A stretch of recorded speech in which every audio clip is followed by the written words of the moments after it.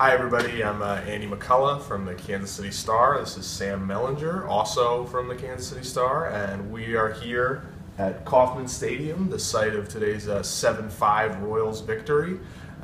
We saw today, Sam, I guess what it's like when you don't face a pitcher named Justin Verlander or Max Scherzer, which seems like a good business plan for the Royals going forward. And out of 162, that's one reason that you know, the early freak out was so premature, because out of 162, you're going to face those guys or the caliber of those guys 12 times, 20 times, something like that. There's a lot more Eric Johnsons in Major League Baseball than there are Max Scherzer. So, you know, potentially, they're not going to score 7 runs a game, obviously, but potentially I think this is what that lineup can look like. They had a lot of holes last year, especially when Alcides Escobar was hitting second.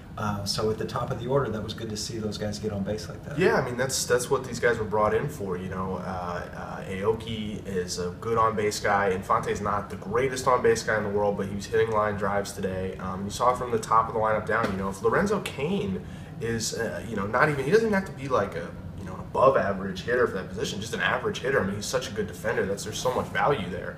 And so, you know, you saw that you know, with what Alex Gordon was able to do today. You know, the guys in the locker room were saying, excuse me, the clubhouse, huge faux pas. You know, in the clubhouse were saying just how much there really was like kind of a palpable sense of relief, you know, when Gordon hits that double, you know, because they had chances like that against Verlander and Scherzer. It hadn't come through, you know, and so that sort of enabled them to take control. You know, Guthrie was able to do what Guthrie does, which is deal with a ton of traffic on the bases and let the defense, you know, help him out when he needs to and make pitches, you know, when he has to. And then they turned it over to the bullpen where, you know, the middle part of the bullpen's still pretty shaky. I think, you know, Herrera, Crow, Collins, that's going to be something worth monitoring. But the back end, you know, starting with Wade Davis, looks like it could be pretty dominant. Yeah, they need to get that middle short up a little bit. I mean, I think you know, Crow is now allowed, was it 3 out of 4 inherited runners to score, right? Yeah, but it's better than 4 out of 4. That's true. That's unassailable Science. fact. That is unassailable fact. Science. But you know, Wade Davis, who was really good. I know, you know, the beginning of that first game walk-off started with Wade Davis letting some guys get on base, but he was really good the first inning that he threw in the season opener, and he was just dominant today. We can say today, right? It's not tonight. It depends when this goes online. Okay. But, you know, it was 17 pitches. They're all fastballs pretty much.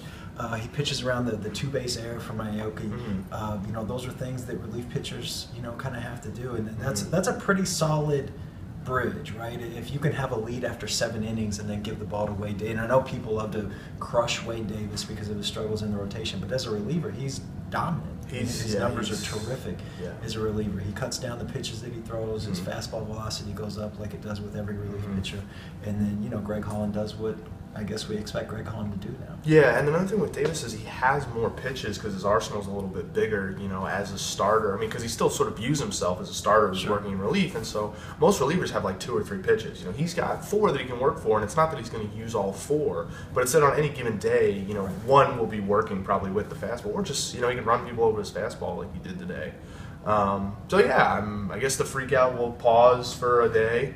The good news is Chris Sale will be starting on Sunday, so there's something to look forward to in terms of, you know, getting really upset, and I'll be excited to be there for it. So for Sam and I, thank you for watching. If you made it to the end, we really appreciate it.